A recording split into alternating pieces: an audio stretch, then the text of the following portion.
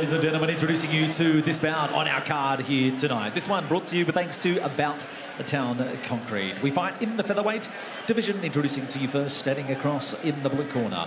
Weighed in officially 65.9 kilos. Travels to Queensland, the Sunshine State, from Perth, Western Australia, where she is trained out of the Lewis Joe Combat Academy. Her record to date, 7 fights, 5 wins and the 2 losses. This is Jillian Hardey!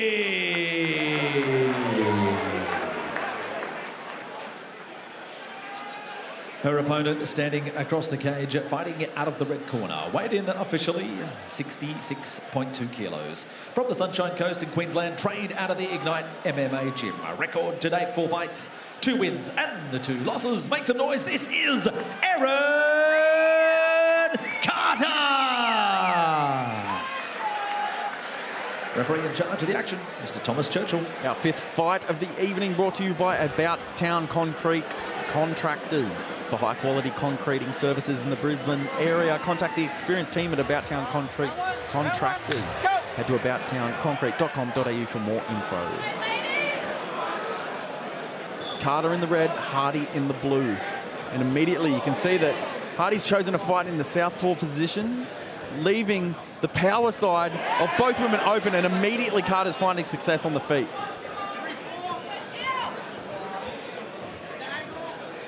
That power side kick just proving to be a problem already. And Hardey got the memo, throwing the power side herself. In this open stairs, oh, and she goes upstairs, does Carter.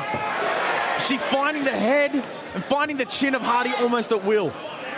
Yeah, it's always an exciting matchup when you have an orthodox fighter versus a southpaw fighter standing in that open stance, and the kicks from the power side just massive when they land. And this has been a problem for Hardey. Girls finding her chin very early and often. And it looks to be nothing but that from Carter here tonight. If I'm Hardey, I am rethinking, or I am moving my head, because the feet as a defense is not working. She's not getting out fast enough. She's getting caught on the end of these punches by Carter, let alone the kicks. Yeah, absolutely. It's generally seen as good practice to try and take the outside foot position when in the open stance, and Erin Carter's doing a great job just stepping outside of Jillian Hardey and landing her left hand when they're exchanging. Yeah, it lines up that power shoulder, that power punch with the chin of the opponent. It's such a good insight. If you're Carter here, do you choose to break? Yeah, for fear of that. Yeah, absolutely. So in these, you can see, oh, and again, the rear hand from Carter. Blood coming out of the nose of Carter, but it still seems that Jillian Hardey is getting the worst of it. I think primarily because a lot of these shots are really hitting the chin of Hardey and sending that head backwards. Yeah, absolutely. My mistake, I think I said left hand before. I meant the right hand of Erin Carter. It seems to be landing quite often. She steps outside of Jillian Hardey's front foot, and her right hand just lands straight down the center. She's reaching out and pouring at that lead hand as well, so taking that out of the equation and then just firing that power hand just straight down the middle. It's so interesting to see that the orthodox fighter is getting the best of the southpaw fighter, when southpaw fighters, they fight righties all day. But Erin Carter, she really, really understood the assignment. And she's going to work on Jillian Hardey. Hardey's starting to move ahead. I really do like this. And Carter just picking up on that head movement and throws a shin. Here's the bell and start turning it on.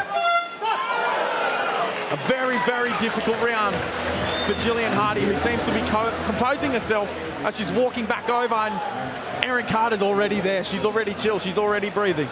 Before her coaches even came back in, she was already composed. And Jillian Hardey getting some sage advice in the corner about what to do next. As we head to our next gen construction replay, it's just right hand and right leg. And if you're watching the feed, exactly what you were talking about, Jaden. Erin just knows how to get position, and bam, that was probably the worst of the lot. You could really tell that Jillian Hardey wasn't the same after it. You can see her wincing there in pain. And Erin Carter really picking up on it. She's smelling blood in the water there. As soon as she heard the clicker for that 10-second timer, she started to just turn it on Jillian Hardey.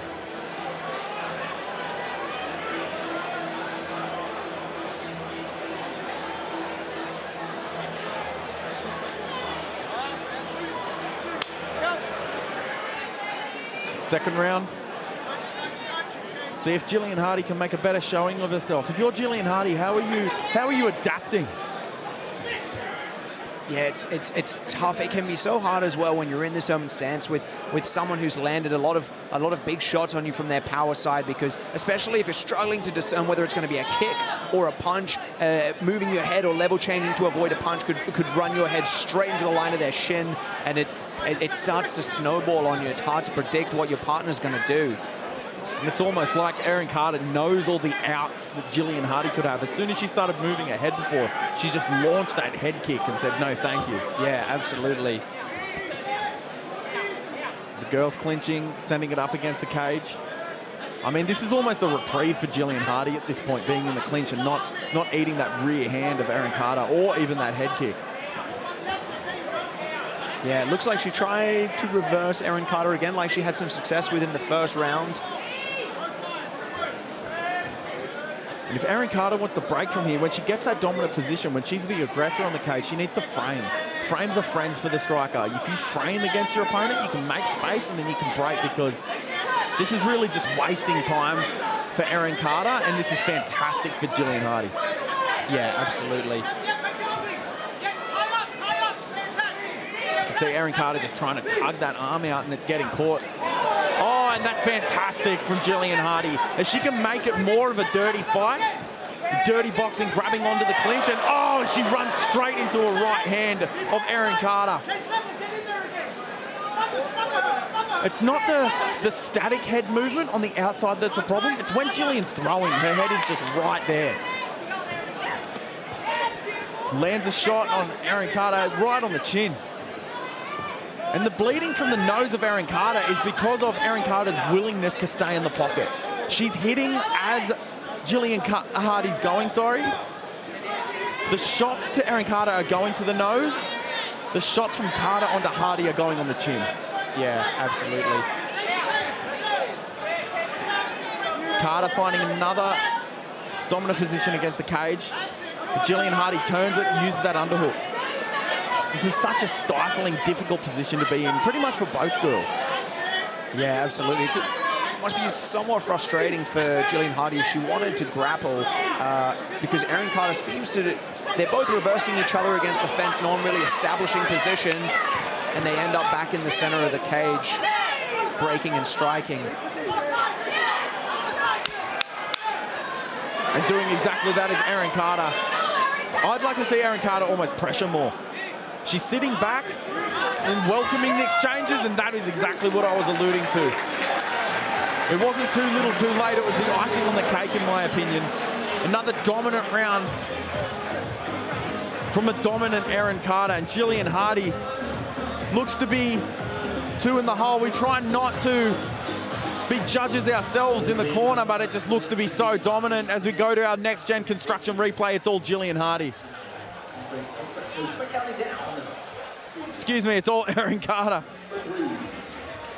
And look, just time and time again, Erin Carter being the aggressor, especially right there at the end of the round. That was really the nail in the coffin for that round for me. Yeah, it looked like Jillian Hardey's corner was calling to smother the opponent during the round. I'm sure they don't really want to stay at that end range where Jillian was kind of just getting picked apart, almost, for lack of a better way to put it. Yeah, absolutely. There is success in the striking for Jillian Hardey. It's just not at that range. It's not at that kickboxing range. It's not at that Muay Thai range. Where Erin Carter's, as we mentioned, I mean, she's fought on the world stage in those arts. It is punching into smother and just getting all over her, punching her in the clinch, punching her as she exit the clinch. Really using those different aspects of the clinch. And here we see it. That is a spot where she could have framed and she could have struck from, but I mean, it's so easy to say sitting outside here in the cage and not being in the middle of the action, especially when you're fighting someone like Erin Carter, who's really battered you for the better part of 2 rounds.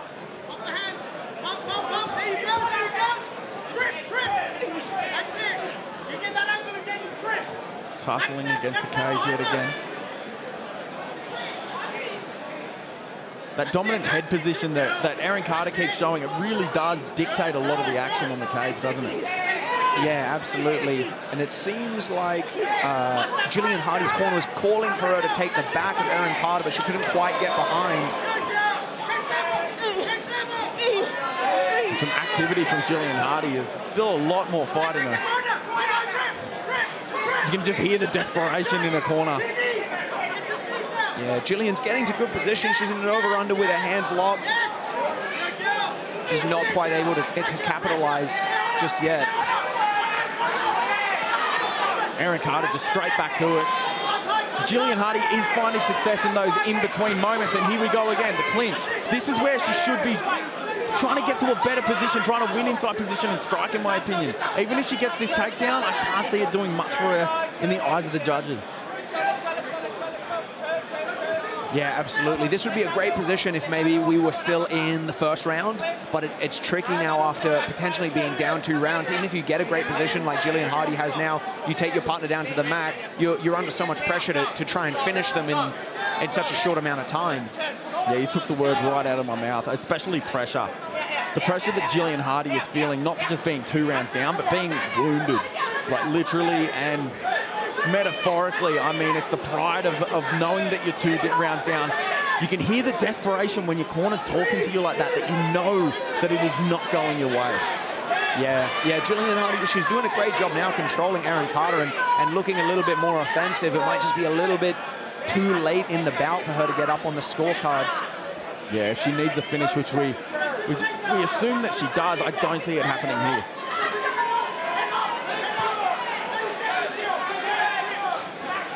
There's the in-between spots where she could strike. She's getting to very, very good positions for knees and grabbing on and punching. She's actually making a good account of herself in these dirty boxing exchanges. I think if she did that much earlier on, it could be a very different fight. And this is the range that we were talking about, that Erin Carter just finds a home in. That little late shot there from Jillian Hardey, who really did put everything on the line, especially right there at the end of the 3rd round. Wow, what a battle. What a fight. Jillian Hardey just proving that she's tough as nails, and with guys like Cullen South-Killed in her corner, you can see just there, makes perfect sense that she is. But the standout for me in this one was Erin Carter, as we go to our next-gen construction replay. And it really was that rear hand that you alluded to, Jaden. She just found a home for it. Yeah, and it's tough. Like I mentioned before, it's tough when that rear hand starts landing and then the opponent starts kicking as well. You go to level change under that rear hand and you run straight into a knee or a kick. It's easy looking on the outside to say, well, just level change and move your head. Not so easy in the fight. Sometimes you put yourself in a worse position.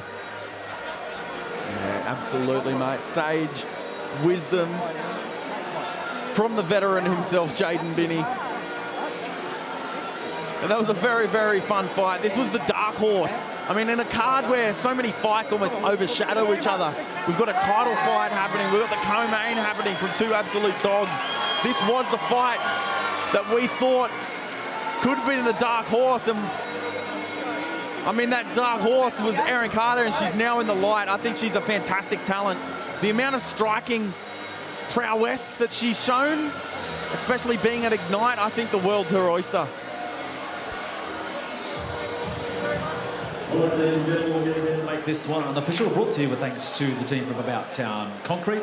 Please give them both a round of applause. Great 3 rounds of action there. We go to the judges' scorecards. All 3 judges score the contest 29-28 to your winner by unanimous decision. And it goes to the red corner, Erin Carter!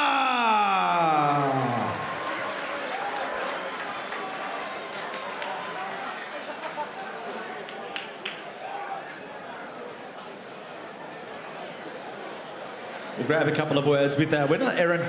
Congratulations, a tough 3 rounds, but another win on the board for you. Yeah, I don't know. I'm a little disappointed in my performance, but it's the first time back in 3 years, so I suppose I can only come up from here. So It's the first one back in a while, but was it nice to be back in the middle again here? Yeah, it feels really good. Yeah, I've had to overcome a lot to get back here, so yeah, it feels really good.